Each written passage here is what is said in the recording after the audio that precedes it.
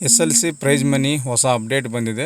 ಈ ವಿಡಿಯೋದಲ್ಲಿ SLC prize money ಬಗ್ಗೆ ಮಾಹಿತಿಯನ್ನು ಕೊಡ್ತಾ ಹೋಗ್ತೀನಿ. ನೀವು ಕೂಡ SLCನಲ್ಲಿ ಪಾಸ್ ಆಗಿದ್ದರೆ ಪ್ರೈಸ್ ಮನಿ ಹಾಕಬೇಕಂತ ನೀವು ವೇಟ್ ಮಾಡ್ತಾ ಇದ್ದರೆ ಯಾವ ರೀತಿ ಅರ್ಜಿಯನ್ನು ಸಲ್ಲಿಸೋದು, ಏನೆಲ್ಲ ಡಾಕ್ಯುಮೆಂಟ್ ಬೇಕಾಗುತ್ತೆ ಮತ್ತು ಎಲ್ಲಿ ಸಲ್ಲಿಸಬೇಕು ಅನ್ನೋದು ಸಂಪೂರ್ಣವಾದ ಮಾಹಿತಿಯನ್ನು ಈ ವಿಡಿಯೋದಲ್ಲಿ ಕೊಡ್ತಾ ಹೋಗ್ತೀನಿ. ವಿಡಿಯೋನ ಪೂರ್ತಿಯಾಗಿ ನೋಡಿ.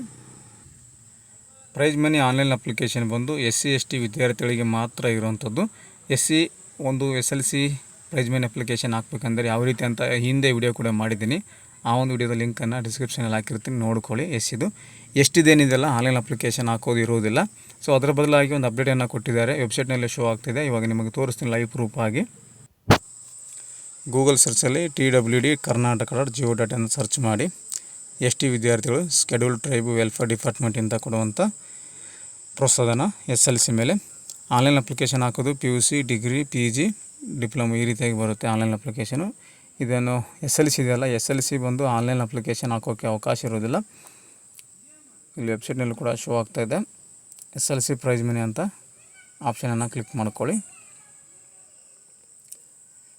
ಕ್ಲಿಕ್ ಮಾಡಿಕೊಂಡು ನಿಮಗೆ ಮೇಲ್ಗಡೆ ಕೊಟ್ಟಿರೋಡಿ ಪರಿಶಿಷ್ಟ ಪಂಗಡದ ST ವಿದ್ಯಾರ್ಥಿಗಳು SLC ವಾರ್ಷಿಕ ಪರೀಕ್ಷೆಯಲ್ಲಿ ಪ್ರಥಮ ಪ್ರಯತ್ನದಲ್ಲಿ ಪ್ರಥಮ ಶ್ರೇಣಿಯಲ್ಲಿ 60% 74% ಗಳಿಸಿದವರಿಗೆ 7,000 ರೂಪಾಯಿ ಅಂತ ಕೊಟ್ಟಿದ್ದಾರೆ.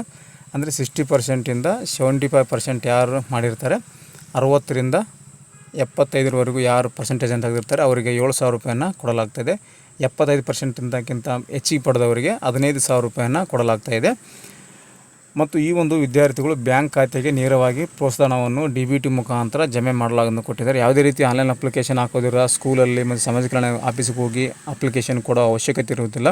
SLCನಲ್ಲಿ ನೀವು 60ಕ್ಕಿಂತ ಮೇಲ್ಪಟ್ಟು ಯಾರಾದರೂ ಪಾಸಾಗಿದ್ದಾರೆ ST ವಿದ್ಯಾರ್ಥಿಗಳು, ಅಂಥವರ ಬ್ಯಾಂಕ್ ಅಕೌಂಟಿಗೆ ನೇರವಾಗಿ ನಿಮಗೆ DBT ಮುಖಾಂತರ ಆಧಾರ್ ಸೀಡಿಂಗ್ ಇರುವ ಬ್ಯಾಂಕ್ ಅಕೌಂಟಿಗೆ ಒಂದು ಜಮಾವಣೆ ಆಗುತ್ತೆ ಅಂತ ಕೊಟ್ಟಿದ್ದಾರೆ. ನಿಮ್ಮ ಒಂದು ಆಧಾರ್ ಕಾರ್ಡು NPCI ಮ್ಯಾಪಿಂಗ್ ಆಗಿದೆಯಾ ಇಲ್ಲ ಅಂತ ನೋಡ್ಕೋಬೇಕಾಗುತ್ತೆ. ನೋಡಿ, NPCI ಮ್ಯಾಪಿಂಗ್ ಕಡ್ಡಾಯವಾಗಿದೆ ಅಂತ ಕೊಟ್ಟಿದ್ದಾರೆ. ಆಧಾರ್ ಲಿಂಕ್ ಕಡ್ಡಾಯವಾಗಿ ಇರಲೇಬೇಕು.